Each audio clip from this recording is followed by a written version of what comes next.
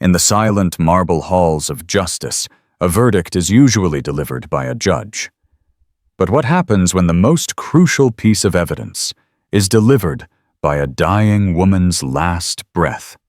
This is the story of Eleonora Ricci, a woman with only weeks to live, who turned her deathbed into a war room and a courtroom into her final battlefield. She was fighting for her children against her powerful, cheating husband and his manipulative mistress. Everyone thought her last gasp was a sign of defeat. They were wrong.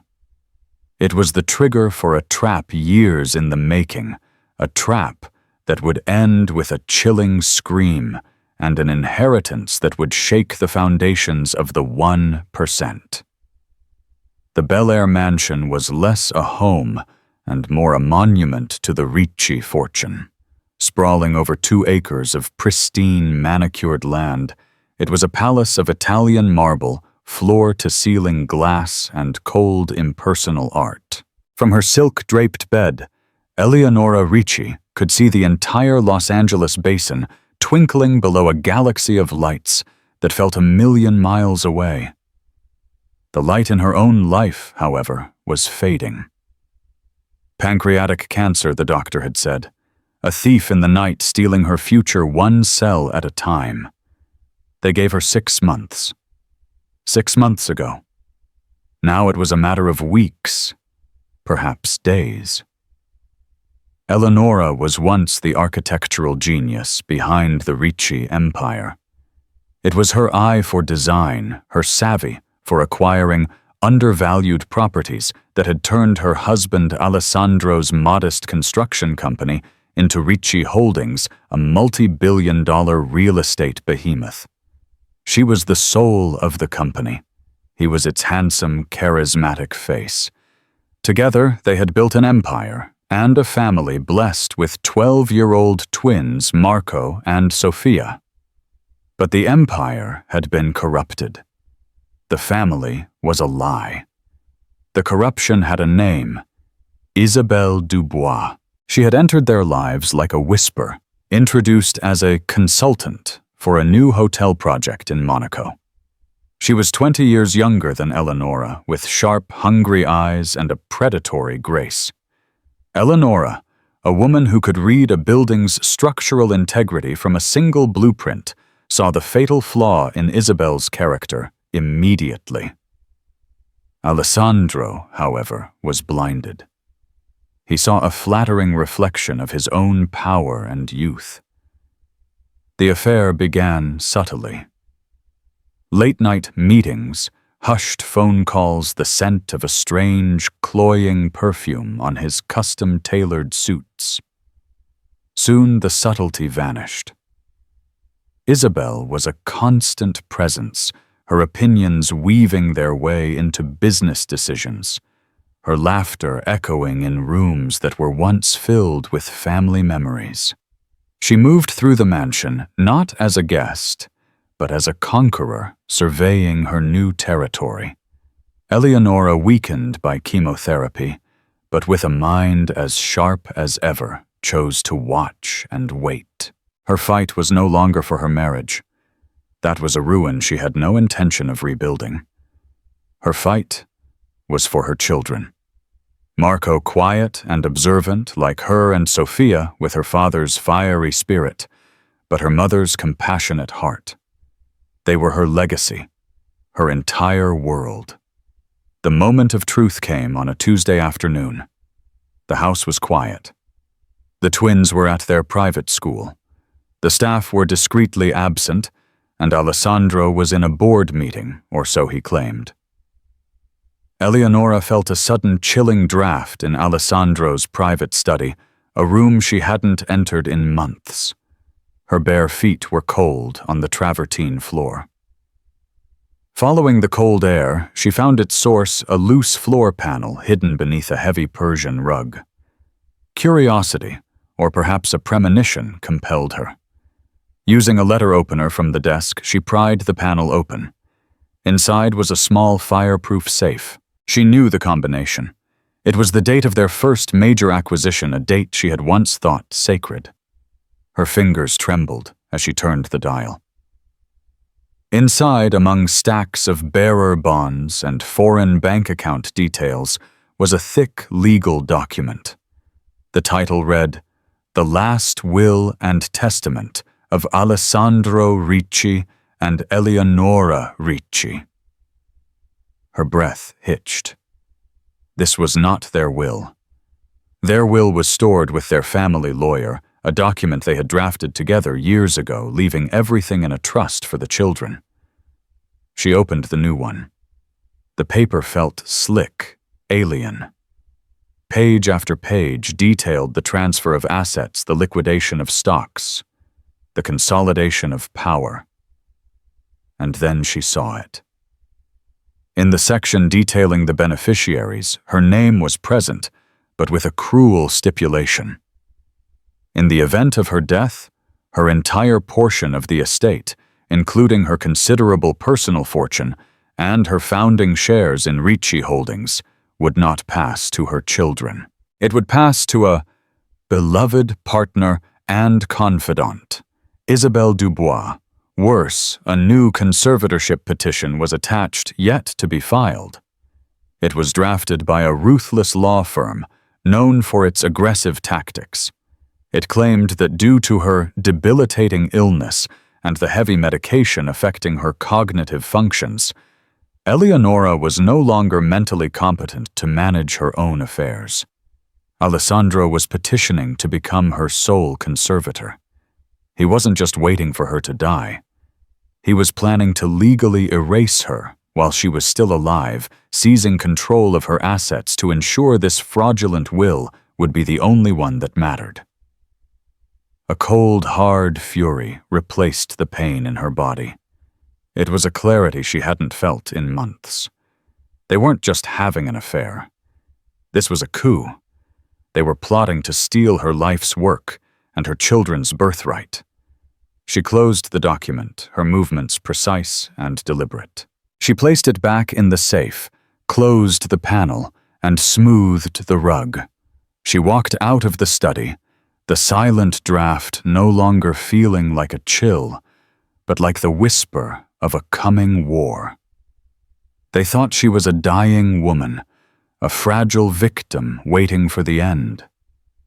They had forgotten that she was the architect. And an architect always knows how to bring the house down. The next morning, Eleonora Ricci did not call her family lawyer. The firm of Dalton, Finch and Spear had represented the Ricci family for 2 decades, but they were Alessandro's men, now their loyalty purchased with extravagant retainer fees and promises of a new corporate empire helmed by him and Isabel. Eleonora knew they would report any move she made directly back to her husband. She needed someone from the outside, someone with nothing to lose and a spine of steel. She thought of Benjamin Carter. Ben Carter was a legal ghost from her past. He wasn't a corporate shark. He was a trial lawyer, a bulldog, who had built his small, respected practice Carter and Associates on fighting for the underdog. 25 years ago, before the billions Eleonora had hired him to help her community fight a zoning change proposed by a greedy developer. Ben, then a young, fiery attorney, had won. He fought with passion and a righteous fury she hadn't forgotten. He was semi-retired now, but she prayed that fire still burned. She found his number in an old address book. His voice on the phone was gravelly surprised to hear from her, but he agreed to meet immediately. He came to the mansion that afternoon, not in a flashy car, but in a modest 10-year-old sedan. He was older, his hair gray, but his eyes were the same sharp, intelligent, and missing nothing. They met in the solarium, a glass room filled with the orchids she tended to with meticulous care. Without preamble, Eleonora laid out everything she had found: the will, the conservatorship petition, the systematic way Isabel was being integrated into the corporate structure. Ben listened, his expression growing grimmer with every word. When she finished, he was silent for a long moment, looking out at the sprawling estate. "This is more than a hostile takeover, Eleonora," he said, his voice low. "This is premeditated theft on a grand scale. The conservatorship is the key. If they prove you're incompetent, any will you write now will be invalid. They can seize control of your shares, your voting rights, everything. By the time you pass, it will all be legally his to give to whomever he pleases." "I know," Eleonora said, her voice weak but firm. "So we have to prove I'm not incompetent. And we have to do it in a place where the truth can't be buried." "A courtroom," Ben breathed, understanding dawning in his eyes. "You want him to file the petition?" "I want him to walk right into our trap," she confirmed. "But for that to work, I need a plan. A blueprint for after I'm gone. Something so airtight, so undeniable that no judge can ignore it and no lawyer can tear it apart." For the next week, the solarium became their war room. While the rest of the house buzzed with the pretense of normal life, Eleonora and Ben worked relentlessly. Ben brought in a forensic accountant he trusted implicitly, a quiet woman named Maria, who began a discreet digital excavation of Ricci Holdings' finances. Eleonora, meanwhile, focused on her masterpiece. The plan had two parts, the shield and the sword. The shield was a new secret trust. Using her personal assets that predated her marriage and were solely in her name, a portfolio worth nearly $1 billion that Alessandro knew little about, she established the Ricci Children's Heritage Trust. It was an ironclad legal fortress designed to protect and manage all her assets for Marco and Sofia. She appointed 3 trustees: Ben Carter, her estranged but fiercely loyal sister from Italy, and the unflappable Sterling Trust Bank of New York. Alessandro was not only excluded, but a clause specifically barred him from ever having any control or influence over it. The sword was the evidence. For years, Eleonora had kept a private record. As the architect of the empire, she knew its secret passages and hidden rooms. Every time Alessandro had made a questionable deal, every time he had moved money to an offshore account for tax purposes, she had made a copy of the transaction.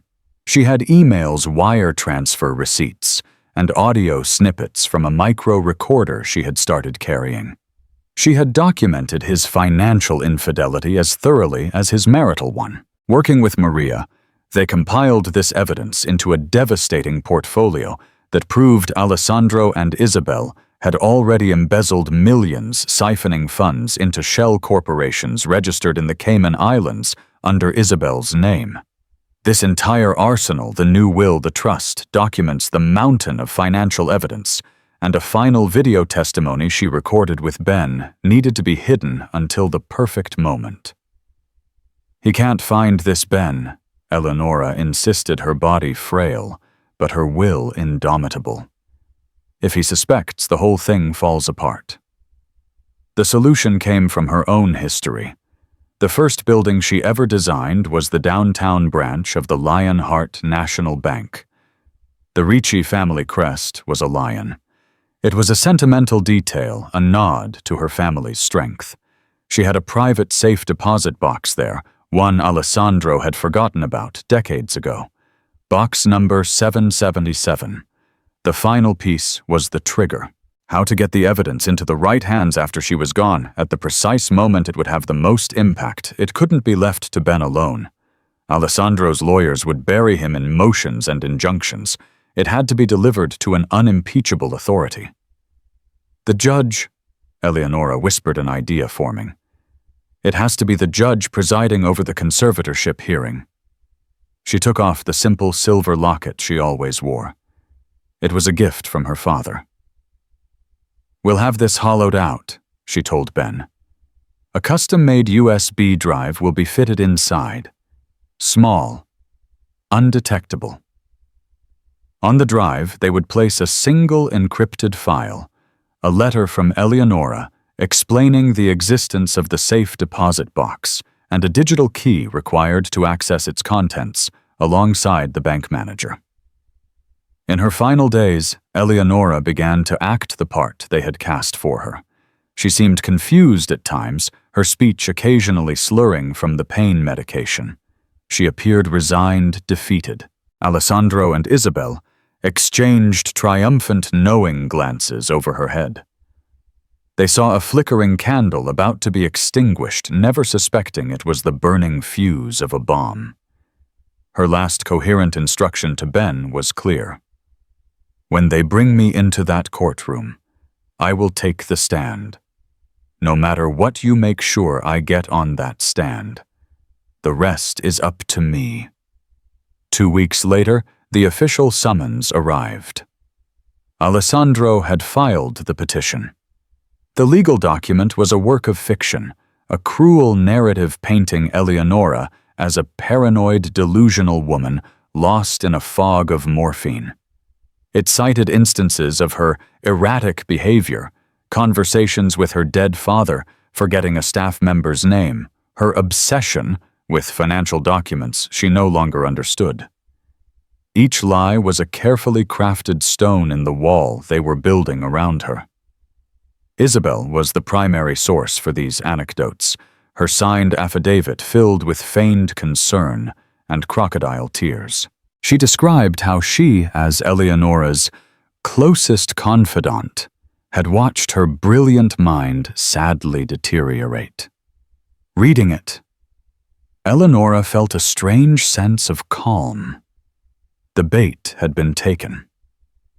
The hearing was set for the Superior Court of California in Los Angeles to be presided over by Judge Evelyn Reed. Ben Carter's research on Judge Reed was both intimidating and encouraging.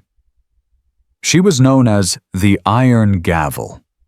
A former prosecutor, she had a reputation for being whip-smart, brutally efficient, and having zero tolerance for theatrics or deceit.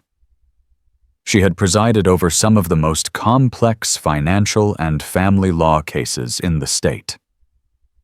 If anyone could see through Alessandro's charade, it was her. But if she saw only a sick woman, the plan would fail. The day of the hearing, the mansion was thick with a tense, theatrical sorrow. Alessandro, dressed in a somber, dark suit, playing the role of the anguished husband forced to make a difficult decision. Isabel, her face a mask of gentle sympathy, helped adjust his tie. "It's for the best, darling," she murmured loud enough for the nearby staff to hear. "You're protecting her. You're protecting the family." Eleonora watched them from the top of the grand staircase. Her nurse, a kindly woman named Elena, who was secretly loyal to her, had helped her dress. She wore a simple, elegant, cream-colored dress, a stark contrast to their funereal attire. She was pale and shockingly thin, her once vibrant hair now sparse, but her eyes burned with an intensity that startled them both. Around her neck, nestled against her clavicle, was the silver locket. "Are you ready, my love?" Alessandro asked, his voice dripping with false tenderness as he approached her. "I am," Eleonora replied, her voice clear and steady, holding his gaze. For a fleeting moment he looked unnerved, as if seeing past the illness to the woman he once knew, the woman he should have feared. The drive to the courthouse was silent. The twins had been sent to a day camp, shielded from the ugly proceedings. Eleonora knew this would be the last time she would leave her home. She looked out the window at the city she had helped build, every skyscraper and landmark a testament to a life they were trying to erase. The courtroom was a cold, impersonal space of polished wood and muted light. Alessandro's legal team, a trio of high-priced lawyers from a top-tier firm, sat confidently at their table. On the other side sat Ben Carter, a lone warrior with a worn leather briefcase looking completely out of his depth. It was exactly the image Eleonora wanted to project. Judge Evelyn Reed entered a formidable presence in her black robes. She surveyed the room, her gaze sharp and assessing. She read the names on the docket, her eyes lingering for a moment on Eleonora. Alessandro's lead attorney, a slick man named Marcus Thorne, began. He spoke in smooth, sympathetic tones, painting a heart-wrenching picture of a great woman's tragic decline. He called Isabel to the stand first. Isabel was a consummate actress. She wept as she recounted stories of Eleonora's confusion. "She accused me of stealing a brooch I was simply borrowing," she said, dabbing her eyes with a silk handkerchief. "She doesn't recognize her own life's work anymore. We were looking at a photo of the new Ricci Tower, and she asked me who designed it. It broke my heart." It was all lies, but they were effective. Eleonora could feel the atmosphere in the room shift, a current of pity flowing towards her, and of sympathy towards the burdened husband. Then Thorne called Alessandro to the stand. He was even better than Isabel. His voice cracked with emotion as he described his love for his brilliant wife and the agony of watching her fade away. "I am not here to take anything from her," he declared, looking directly at Judge Reed. "I am here to protect her, to protect our family's legacy from her illness. This is the hardest thing I have ever had to do." When he finished, the room was silent. It was a masterful performance. Judge Reed looked at Eleonora, her expression unreadable, but tinged with what looked like pity. Thorne rested his case. "Your Honor, the evidence is clear and heartbreaking. We believe it is in Mrs. Ricci's best interest to grant the conservatorship without delay." Judge Reed turned to their side. "Mr. Carter." Ben stood up, his posture straight. "Your Honor, my client has been slandered here today. She is not confused and she is not incompetent. She wishes to address the court herself." A murmur went through the courtroom. Thorne shot to his feet. "Objection. Your Honor, my client's wife is in a fragile state. The stress of testifying could be detrimental to her health. We are trying to protect her from this kind of ordeal." Judge Reed looked at Eleonora, who met her gaze without flinching. "Mrs. Ricci," the judge said, her voice softening slightly. "Are you certain you wish to testify? I must warn you this will be stressful." Eleonora's voice, though quiet, resonated with unshakable resolve. "Your Honor, they have come to this court to assassinate my character and my mind. The least you can do is allow me to speak in my own defense." Judge Reed studied her for a long, silent moment. The fate of Eleonora's entire plan hung in the balance. Finally, the judge gave a sharp nod. "Objection overruled. Mrs. Ricci, you may take the stand." The journey from her seat to the witness stand was the longest walk of Eleonora's life. Each step was a battle against the searing pain in her abdomen and the weakness in her limbs. The nurse Elena helped her, a steadying hand on her arm. Alessandro watched his face, a mask of concern, but she could see the flicker of triumph in his eyes. He thought this was his final victory, that she would collapse into a confused, rambling mess on the stand, proving his case for him. As she was sworn in, her hand, resting on the Bible, felt as heavy as lead.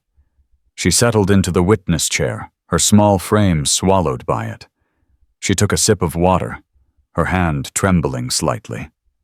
She looked out past the lawyers, past her husband, and fixed her gaze on Judge Evelyn Reed. In that moment, it was just the two of them. Ben Carter approached. "Mrs. Ricci," he began gently, "please state your name for the record." "Eleonora Valli Ricci," she said, her voice surprisingly clear. "And what is your profession?" I am an architect, she said, a flicker of pride in her tone. I am the co-founder and chief strategist of Ricci Holdings. Ben led her through the early years of her career, her marriage, and the building of their empire. With each question, Eleonora grew stronger, her voice gaining resonance. She wasn't just answering questions, she was reclaiming her own story.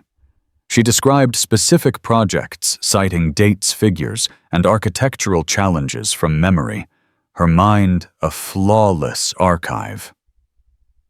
The narrative of the confused, memory-addled woman presented by Alessandro's lawyer began to crumble. Marcus Thorne objected repeatedly, relevance, hearsay.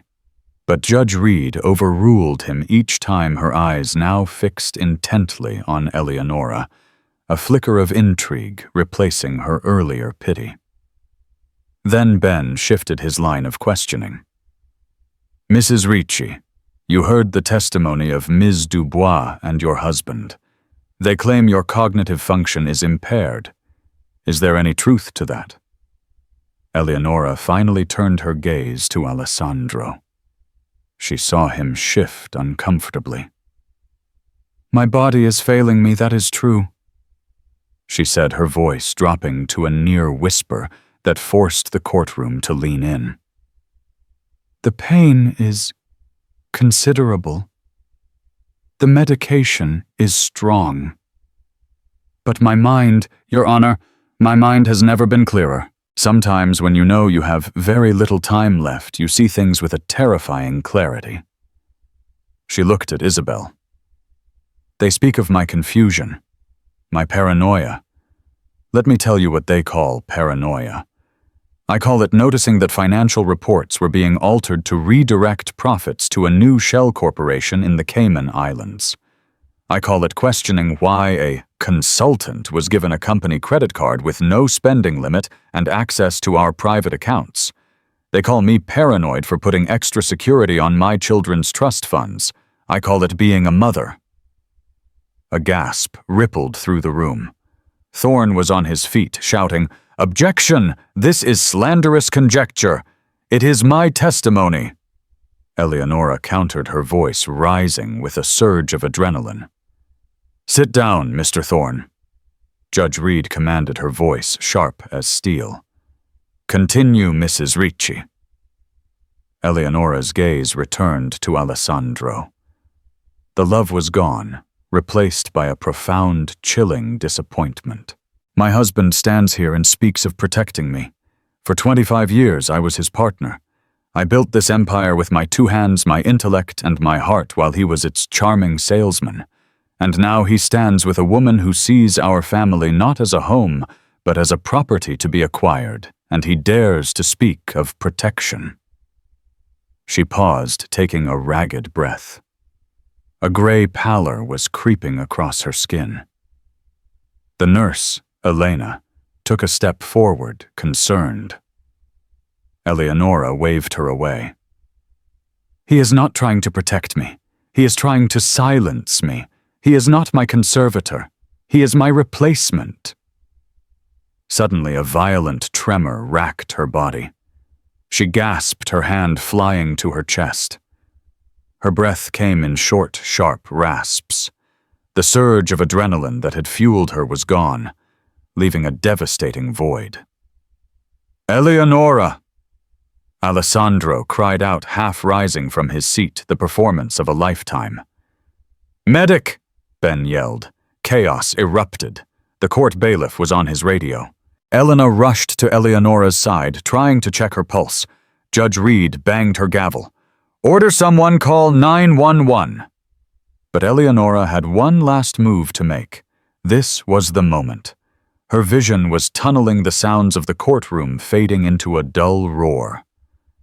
Through the haze, she saw Judge Reed rising from her bench, her face etched with alarm, moving towards the witness stand. Using the last ounce of her strength, Eleonora pushed herself forward. Elena tried to hold her back. Mrs. Ricci, stay still. The judge. Eleonora wheezed, her voice barely a whisper. I must. She stumbled from the chair, lurching towards the judge's bench. The bailiff moved to intercept her, but Judge Reed held up a hand. "Let her through." Eleonora collapsed against the polished wood of the bench, her face just inches from Judge Reed's. The judge leaned in close, her expression a mixture of shock and compassion. "Mrs. Ricci, help is on the way," the judge said, her voice firm but gentle. Eleonora reached up and grabbed the judge's hand, her grip surprisingly strong. Her other hand went to the locket at her throat. "For Marco. For Sophia." She gasped each word, a monumental effort. "The truth." With a final desperate movement, she pressed the cool silver locket into Judge Reed's palm, her fingers closing the judge's own around it. "Is in the lion's heart," she whispered. And then, with her eyes still locked on the judge, Eleonora Ricci let out her final breath. Her body went limp, her hand slipping from the judge's. In the ensuing pandemonium of shouting lawyers and approaching paramedics, only one person knew that the dying woman hadn't just passed away. She had passed a message. Judge Evelyn Reed stood frozen for a second, the locket a cold, heavy secret in her hand. Across the room amidst the chaos, she saw Isabelle Dubois subtly place a comforting hand on Alessandro's arm, a small, almost imperceptible smile of triumph on her lips. They thought they had won. The judge closed her fist around the locket. She had a feeling they were very, very wrong. The death of Eleonora Ricci on the witness stand became an immediate media sensation. News headlines screamed, "Billionaire heiress dies in dramatic courtroom showdown." Pundits debated the ethics of allowing a terminally ill woman to testify. Alessandro Ricci, playing the grieving widower to perfection, gave a tearful press conference flanked by a somber Isabelle Dubois. "My only wish was to protect my beloved wife from stress," he choked out, cameras flashing. "I will regret for the rest of my life that her final moments were spent in such a cruel public spectacle. Now my only focus is on my two grieving children and honoring Eleonora's memory." Behind the scenes, Alessandro and Isabel were celebrating. With Eleonora dead, the conservatorship case was moot. The fraudulent will they had planted would be executed, and her vast fortune, along with her controlling shares in Ricci Holdings, would pass to Isabel. Their coup was complete, but they had not accounted for Judge Evelyn Reed. In her chambers, long after the courtroom had been cleared and the press had dispersed, Judge Reed sat at her desk, the silver locket resting on the green blotter in front of her. She was deeply shaken. In her 20 years on the bench, she had never witnessed a death in her courtroom. But it was more than that. Eleonora's last words echoed in her mind. "The truth is in the lion's heart." It wasn't a dying delirium. It was a message. A clue. By law, the locket was now part of the court record, a personal effect of the deceased. But it had been pressed into her hand with such intent, with such purpose. This was not jewelry, it was evidence. Driven by a powerful intuition, she took the locket to her private office and examined it under a desk lamp.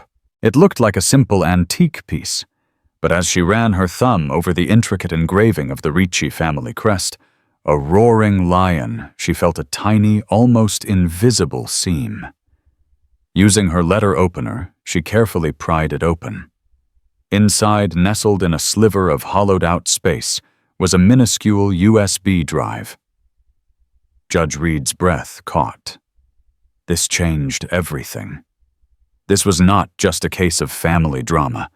It was something far more complex. She immediately placed a call to one person she knew she could trust, Benjamin Carter. Ben arrived at her chambers within the hour, his face pale with grief and exhaustion. He looked at the USB drive on the judge's desk, and a look of profound understanding crossed his face. "She did it," he whispered more to himself than to the judge. "She actually did it." "Mr. Carter," Judge Reed said, her tone all business.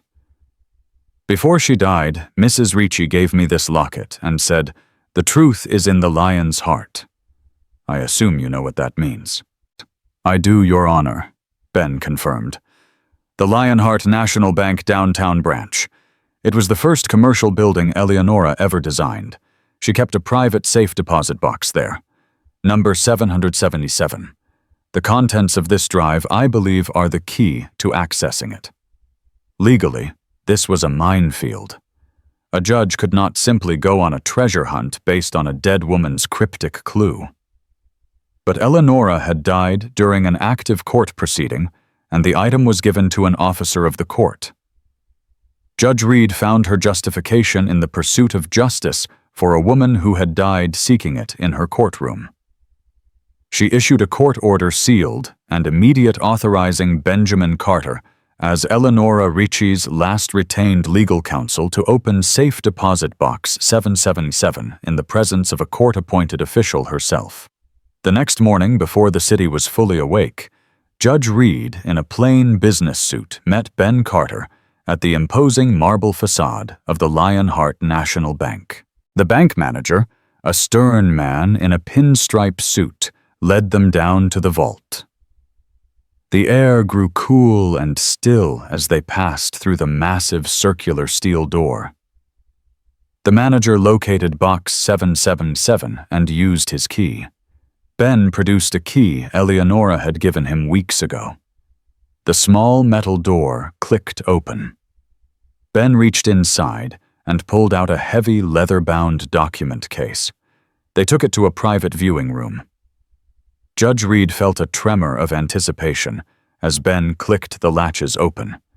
The contents were laid out on the table, a testament to a dying mother's brilliant, meticulous foresight. First, there was a professionally bound document titled The Last Will and Testament of Eleonora Valli Ricci. It was dated just 3 weeks prior, signed and notarized by a notary Ben had brought to the mansion in the dead of night. Second, there was a stack of files perfectly organized and cataloged by Maria, the forensic accountant. It was the sordid years of copied wire transfers, secret ledgers, and annotated bank statements detailing the systematic embezzlement of millions from Ricci Holdings into shell corporations linked directly to Isabelle Dubois. Finally, at the bottom was a laptop and a single DVD. The disc was labeled For Marco and Sophia. Ben inserted the disc into the laptop. Eleonora's face appeared on the screen. She was in her bed looking fragile, but composed. The video had been filmed the night before the hearing. She looked directly into the camera, as if she were looking right into the judge's eyes. "If you are watching this," she began, her voice soft but steady, "it means our plan has worked. It means I am gone. But my voice has finally been found." For the next 30 minutes, Eleonora delivered her true final testimony. She calmly and methodically detailed the emotional abuse, the financial fraud, and the plot to steal her children's inheritance. She explained every document in the box, providing a narrative that was impossible to refute. She wasn't a victim pleading for pity. She was an architect presenting her final undeniable blueprint of the truth. "I leave this world with only one regret," she said at the end, tears welling in her eyes for the first time. "That I will not be there to see my children grow up.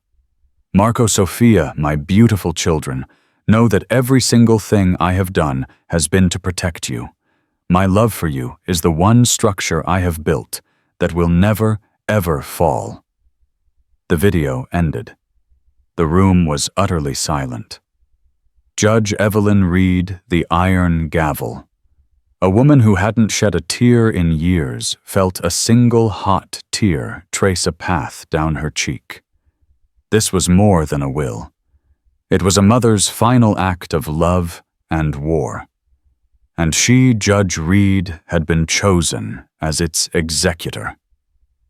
"Mr. Carter," she said, her voice thick with emotion, but her eyes as hard as diamonds. "Please arrange a formal reading of this will. I want Mr. Ricci and Miss Dubois to be present." The official will reading was scheduled to take place in the main conference room of the law firm Dalton Finch and Spear Alessandro's territory. He and Isabel wanted it that way, a final assertion of their victory on home ground. They arrived 5 minutes late, a deliberate power move. Alessandro looked impeccable in a black Brioni suit. His grief now a distinguished, handsome accessory. Isabel was by his side, clad in a chic black dress, her demeanor one of quiet, supportive elegance. They were the new king and queen, ready for their coronation. They expected a simple affair. A dry reading of the fraudulent will they had planted a few signatures, and then a champagne toast to their new life. Marcus Thorne, Alessandro's lawyer, greeted them with a confident smile.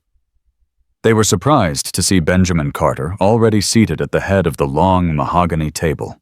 He looked small and insignificant against the backdrop of the opulent office with its panoramic city views.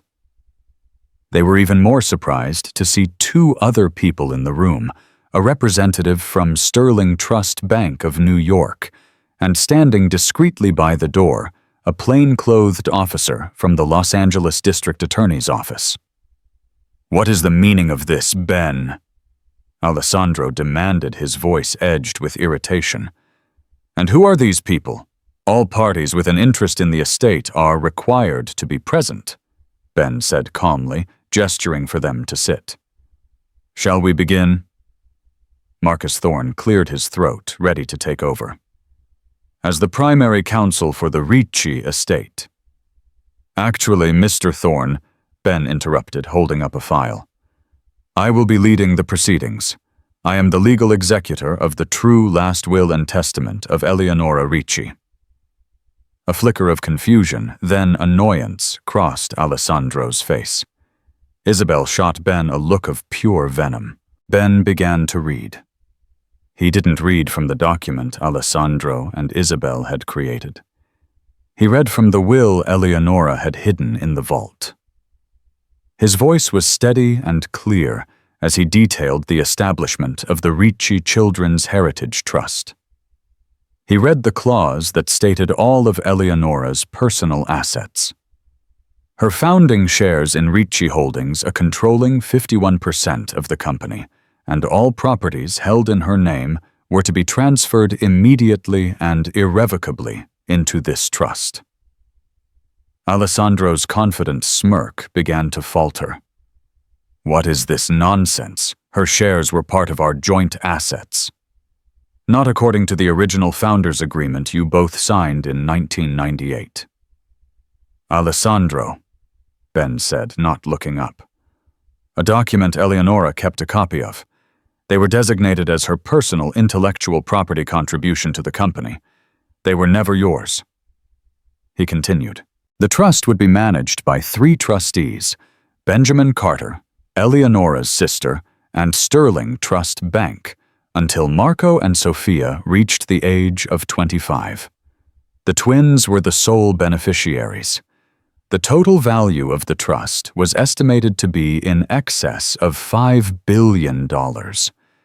Isabel's perfectly composed face began to twitch. This wasn't the plan. Then came the final blows. Ben read the next clause, which was tied directly to Eleonora's controlling shares.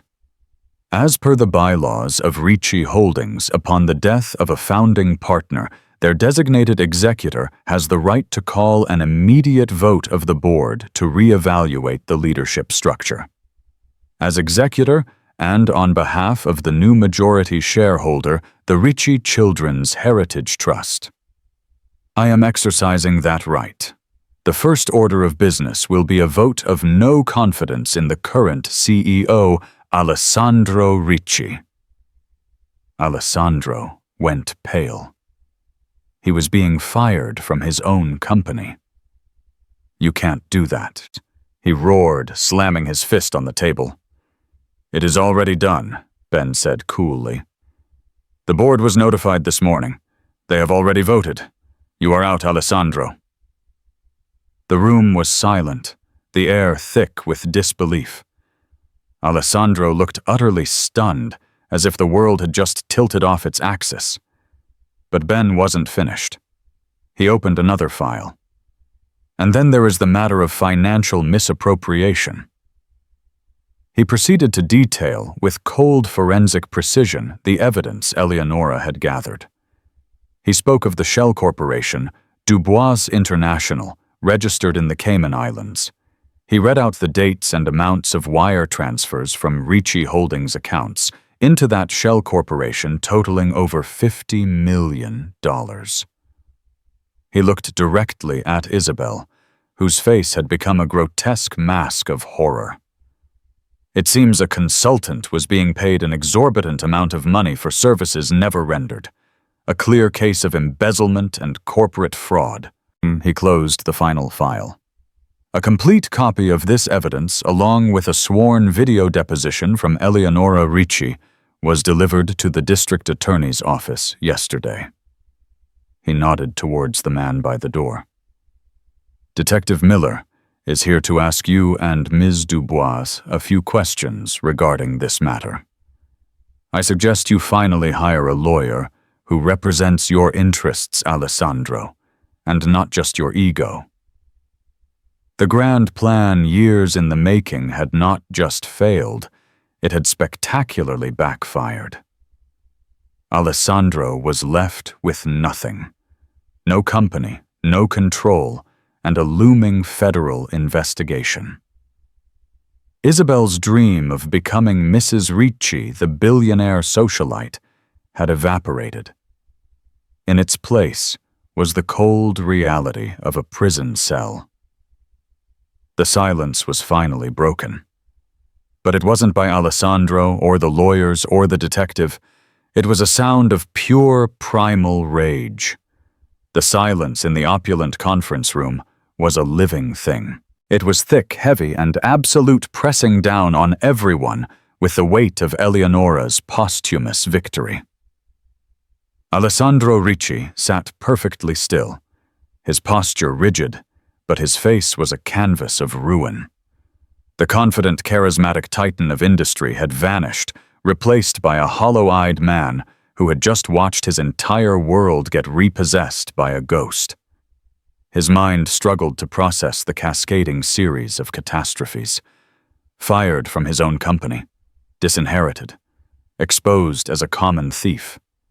It was impossible, a meticulously crafted nightmare, yet the calm, unwavering gaze of Benjamin Carter and the stoic presence of the detective by the door told him it was all terrifyingly real. But while Alessandro's collapse was internal, a silent implosion of ego and power, Isabelle Dubois's was a volcanic eruption. For a few seconds, she remained frozen, her mind frantically trying to find a flaw in the airtight logic of the trap that had just sprung shut. She saw her future. The gowns, the galas, the envy of every woman in Los Angeles, the title of Mrs. Ricci, all of it turning to smoke. The $50 million they had siphoned was supposed to be a nest egg. Now it was Exhibit A in a federal case against her. The mask of serene elegance cracked, shattered, and fell away, revealing the ravenous creature that had lived beneath it all along. The sound that ripped from her throat was not a word, but a primal sound of negation. It was a long, guttural shriek of pure, undiluted rage that made the crystal water glasses on the mahogany table tremble. No! Her eyes, stripped of all artifice, blazed with a terrifying, wild light. They fixed on the will in Ben Carter's hand, the source of her undoing. "It's a fake!" she screeched, launching herself across the table with the speed of a striking viper. Her manicured nails, painted a demure nude for the occasion, became claws aiming to rip the pages to confetti. That dying bitch was insane. She was delusional. "He told you," she spat, gesturing wildly at the catatonic Alessandro. "We have affidavits. It's all lies." Detective Miller, who had seen his share of meltdowns, moved with practiced efficiency. He intercepted her before she could reach the documents, his hand closing around her upper arm. His grip was not violent, but it was unyielding. "Ma'am, I need you to calm down." His touch was like a lit match to gasoline. "Get your filthy hands off me," she snarled, thrashing in his grip like a cornered animal. All pretense of the sophisticated European heiress was gone, replaced by a vicious, spitting fury. She twisted her crazed eyes, finding Alessandro. The sight of his stunned inaction, his pathetic paralysis, fueled her rage to a new height. "Do something, you useless, spineless fool!" she screamed at him, her voice hoarse. "This was ours! You promised me everything! You said she was weak, that she was finished! You let her do this to us! You let a dead woman beat you!" Alessandro flinched, as if struck. Her words, more than anything else, seemed to penetrate his shock. He had let a dead woman beat him. He had underestimated Eleonora at every single turn. He saw her not as the frail, dying wife he had pitied and plotted against, but as the brilliant architect she had always been, the woman who could see every load-bearing wall, every stress point, every fatal flaw. He had been the fatal flaw in her life, and with surgical precision, she had excised him. Detective Miller. His patience wearing thin, spoke again, his voice now carrying the cold weight of authority. "Isabelle Dubois, you are under arrest for conspiracy to commit wire fraud and felony embezzlement." He and his partner efficiently secured her wrists in handcuffs behind her back. The metallic click was deafeningly loud in the silent room. The fight seemed to drain out of her, then replaced by a horrifying, dawning comprehension. No, you can't," she whimpered, the reality of the cold steel on her wrists sinking in. "There's been a mistake. Alessandro, tell them." But Alessandro was gone, lost in the rubble of his life. As the detectives led a now sobbing Isabel from the room, her cries of, "It was his idea, and he made me do it," echoing down the marble hallway. Marcus Thorne. Alessandro's lawyer finally found his voice. He was pale, his professional composure shredded.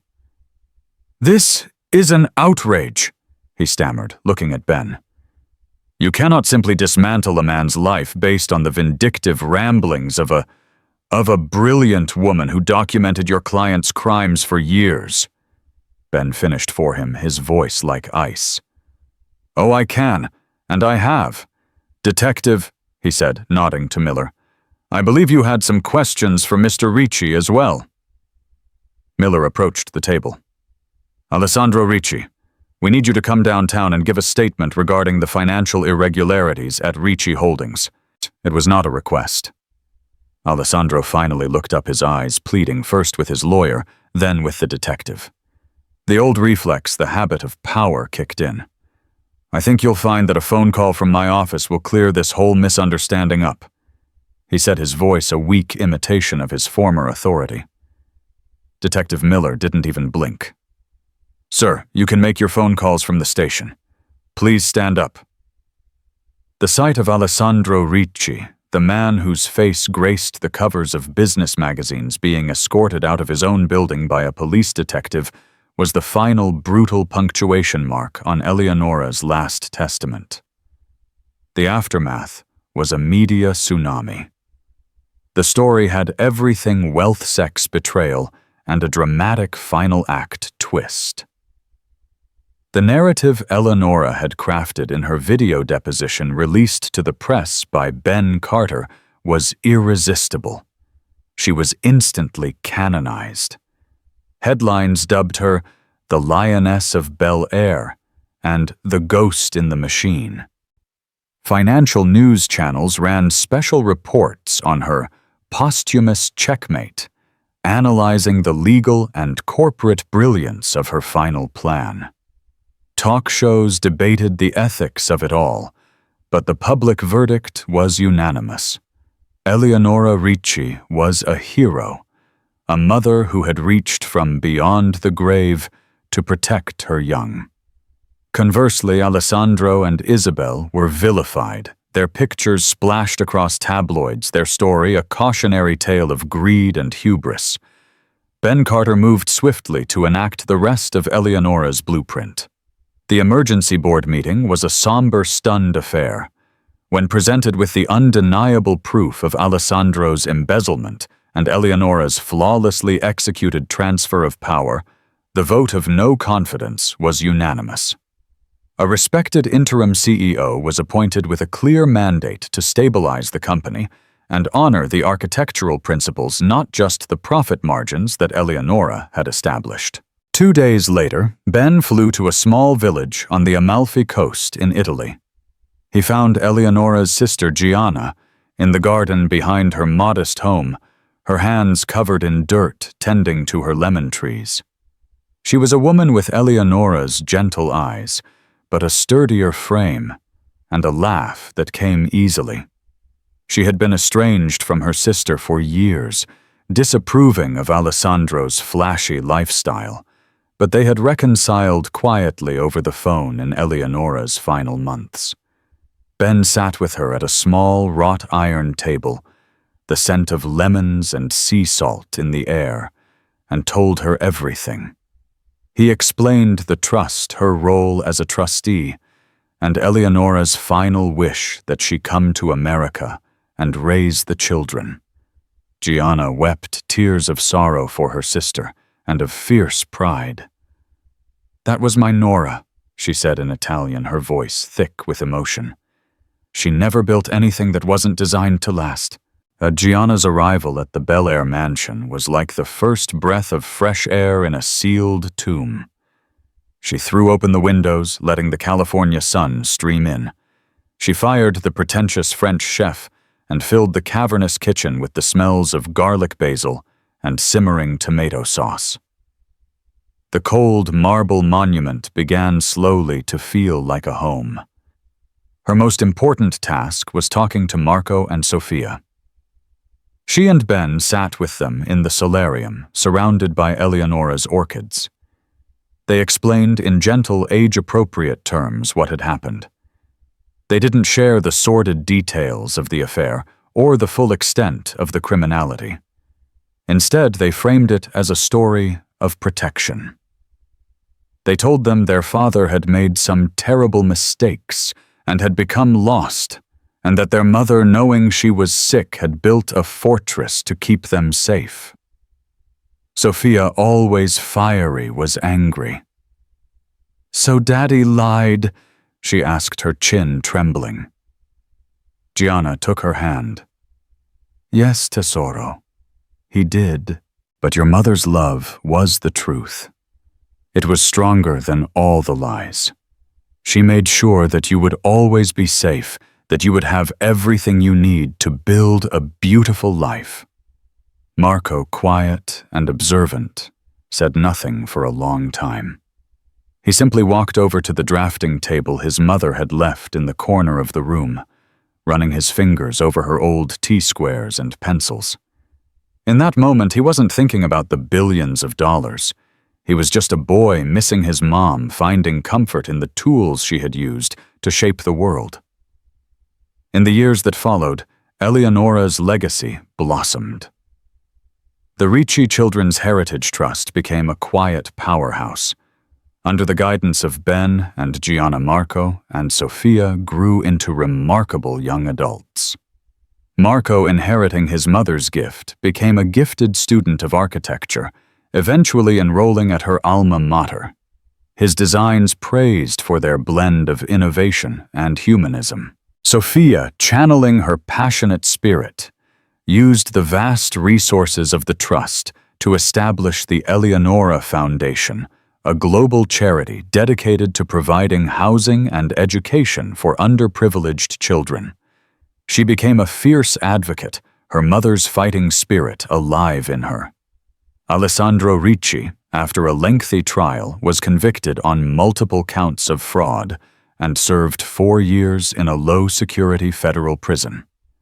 He emerged a broken man, his name a permanent stain forever living in the shadow of the wife whose genius he had never truly understood until it was too late. Isabelle Dubois served a longer sentence and was deported upon her release, vanishing into obscurity. One evening, years later, Sofia and Marco were helping their aunt Gianna clean out a closet in their mother's old study. Tucked away in a hat box, they found a small, leather-bound journal. It wasn't filled with financial notes or architectural drawings, but with letters. Letters to them.